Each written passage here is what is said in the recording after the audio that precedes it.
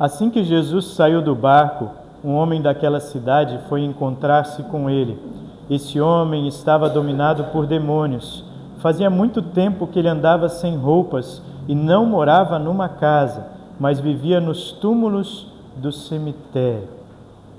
Uma cena triste que Jesus encontra ao atravessar com os discípulos o lago da Galileia e ir para uma terra onde talvez eles não queriam ir, a terra dos Gerazenos. Era fora dos limites de Israel e uma região habitada por um povo que tinha muitos costumes e práticas pagãs, idolatria, feitiçaria, imoralidade e tantas outras coisas das quais o povo judeu queria se manter longe. Mas era necessário que Jesus fosse até lá e a gente vai entender também depois o porquê. Ao chegar nesse lugar, ele encontra uma vida aprisionada, marcada por desordem, por dor, por isolamento. Aquele homem de verdade estava possuído por demônios, por espíritos maus, por anjos maus, aqueles que se revoltaram contra Deus e vivem tentando nos levar para longe dele também. Não era encenação, não era como aquelas cenas que a gente vê na televisão, não era esse encontro com hora marcada e sob condições controladas que tentam reproduzir, encenar para convencer as pessoas de que está acontecendo um milagre. Não, ali era de verdade a necessidade de Jesus se colocar num lugar obscuro, terrível, onde ninguém queria estar. Isso pode acontecer? Pode. Só acontece quando Deus o permite? Também. De maneira especial, quando Jesus andou por este mundo, os demônios não podiam se esconder. Na presença dele, eles se manifestavam e muitos tremendo de medo e pedindo e implorando para que Jesus não os lançasse logo no abismo do inferno, que já está preparado de antemão para o diabo e os seus anjos maus e todos aqueles que seguem o seu propósito. Mas naquele momento, a ação de Jesus não é ação de espetáculo, é ação de amor por aquele homem.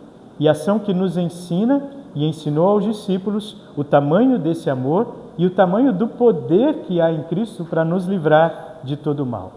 De certa forma, aquele homem gerazeno pode ser comparado a toda a humanidade que está afastada de Deus, em escuridão, nua, isolada, marginalizada, fora de si. Pode ser comparado a muitos de nós, que muitas vezes nos sentimos assim, isolados, cheios de pensamentos obscuros e de tentações, ou quem sabe nos entregando a coisas que vão acabar nos afastando de Deus. O apóstolo Paulo lembra: quem está de pé, veja que não caia. O apóstolo Pedro lembra: cuidado, porque o diabo anda ao redor de vocês como um leão que ruge, procurando alguém para devorar. Por um lado, nós temos certeza de que somos batizados em Cristo, de Cristo nos revestimos, disse o apóstolo Paulo, e por isso não precisamos temer. Mas, por outro lado, os avisos são claros, para que não deixemos que o pecado venha nos aprisionar de novo, para que não nos envolvamos com coisas que vão de novo nos levar para longe de Deus e nos colocar à mercê do inimigo maligno que anda por aí. Muitos hoje talvez estejam aprisionados pelo peso da lei, pelo peso da culpa.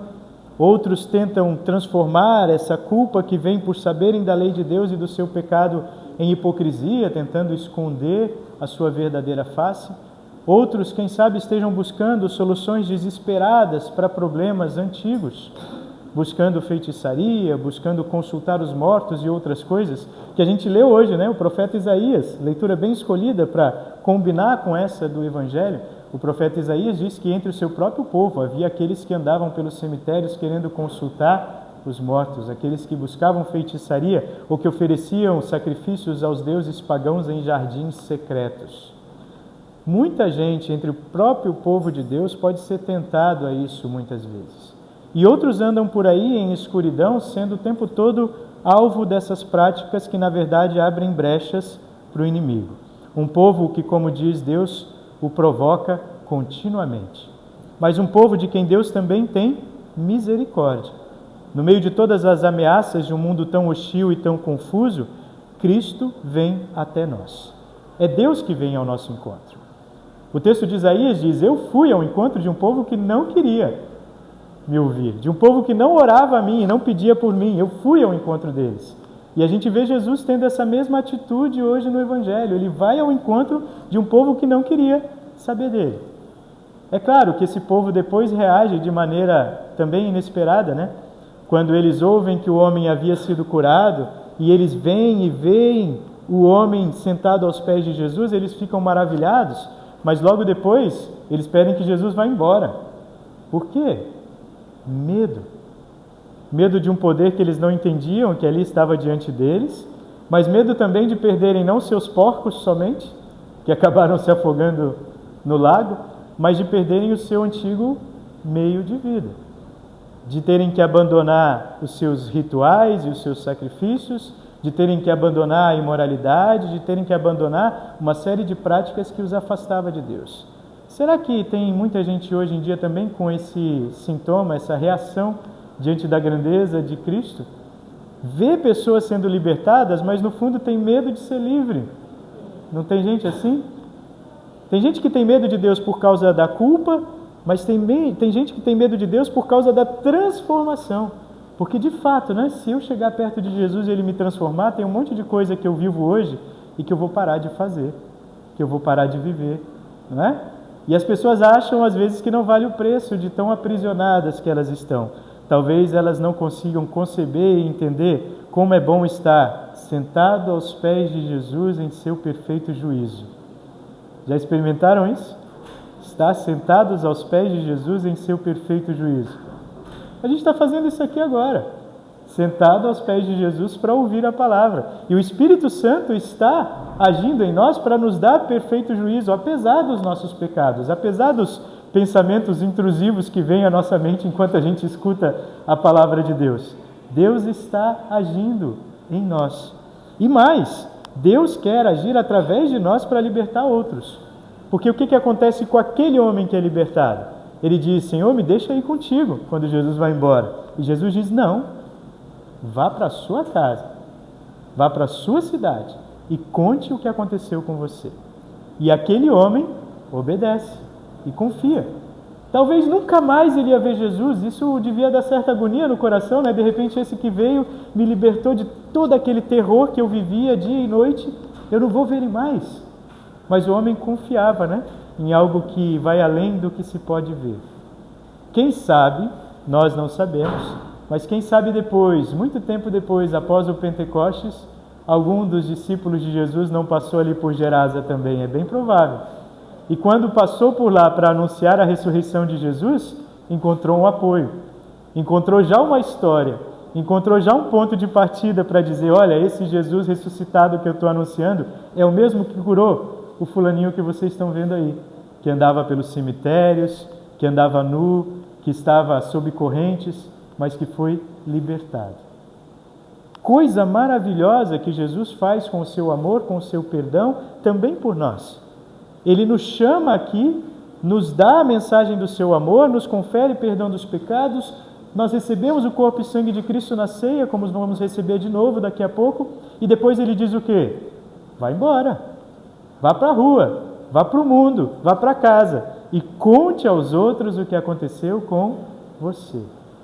Deus não nos quer fora do mundo, isolados e aos pés dele literalmente o tempo todo. Ele nos quer andando no mundo como instrumentos do seu amor, a partir do que recebemos aos pés de Jesus. E nesse sentido, até uma pequena licença para fazer uma outra relação. Há um tempo atrás, uma pessoa perguntou para mim: por que na igreja de vocês não tem culto todo dia, como tem algumas igrejas, né? E eu disse com toda a liberdade, é claro, com bom humor, porque a gente não quer você na igreja todo dia. Não, como assim? Você não quer? Não, Deus quer você no mundo todo dia, na sua vocação, no seu trabalho, na sua família. Ele não quer você fechado só na igreja como se fosse um retiro que não termina. Ele quer você agindo no mundo para proclamar o seu amor. Aqui, Deus vem e te confere de novo libertação e te dá novas forças e coloca Jesus vivendo em você. Lembra que você foi batizado e de que Cristo você foi revestido, como a gente leu no texto de Gálatas. Mas Ele quer que você, revestido, saia para o mundo para anunciar. A questão é o que você está fazendo no tempo em que não está aqui. Está anunciando a Jesus? Está convidando outras pessoas? Está falando do que Ele fez por você? Ou seu cristianismo é para ser vivido só aqui, uma vez por semana, das 9 às 10 da manhã? Deus quer mais e pode fazer mais através de nós. Pense na quantidade de pessoas com quem você vive e que talvez estejam se sentindo nuas, sujas, em escuridão, com medo, isoladas e que precisam ser acolhidas e trazidas de volta. É claro que nem sempre essas pessoas vão querer ouvir, mas Deus com certeza tem um momento reservado para algumas delas e Ele quer que você seja instrumento para falar desse amor. Reflita sobre o que você vem fazendo a partir do que o Espírito Santo lhe deu e confie de fato que hoje você está revestido de Cristo. Você está sim no seu perfeito juízo, apesar do pecado que ainda vive em você. Você foi chamado para ser um com Cristo, não importa se você é homem ou mulher, jovem ou adulto, judeu ou gentil. Todos nós recebemos a adoção de filhos e todos nós temos uma promessa que nós lemos hoje no Salmo 3. Tu, ó Senhor, me proteges como um escudo, tu me dás a vitória e renovas a minha coragem. Isso Deus quer também fazer conosco para nós sermos suas testemunhas. Aquele homem foi restaurado na sua dignidade. Nós também fomos, não fomos? Com o perdão conquistado por Cristo na cruz. Aquele homem recebeu a certeza de ser filho de Deus. Nós também recebemos no santo batismo. Aquele homem que era marginalizado se transformou em um missionário. E nós também o podemos ser, já somos, mas podemos ser ainda mais pela ação do Espírito Santo que se move em nós. O Senhor é quem me sustenta, diz o salmista Davi. Não terei medo de milhares que possam me ameaçar. A obra de Jesus Cristo nos liberta, nos reintegra, nos dignifica e nos envia para vivermos nesse mundo como suas testemunhas. Às vezes, é claro, tendo que lidar com os nossos próprios cemitérios e as nossas próprias amarras, porque há muito ainda na nossa mente, no nosso coração, que precisa ser mudado, né? Mas Deus o poderá fazer. Pense em quais são os opositores que você enfrenta, dentro de você mesmo também. Legiões de pensamentos, de tentações, que Deus pode fazer vencer, porque já venceu todas em Cristo Jesus. A graça de Deus vem antes até de nós o buscarmos. Ele já está, como disse em Isaías, de braços abertos todos os dias para nos acolher em seu amor. E Ele pode, de fato, te libertar daquilo que ainda esteja te aprisionando. Afastar do teu coração aquele medo que ainda o impede de agir. Restaurar aquela dignidade que talvez você ache que perdeu por causa dos seus pecados. E te mostrar que você é filho ou filha dele, que pertence a ele e que ele quer fazer grandes coisas através de você. Gálatas 3:27, vocês foram batizados para ficarem unidos com Cristo. Foram batizados para ficarem unidos com Cristo e se revestiram com as qualidades do próprio Cristo. É esse Jesus que nos liberta, nos reveste e nos envia para uma missão que Ele escolheu a cada um de nós para ser instrumento do seu amor. Que Ele continue nos abençoando para isso sempre. Amém.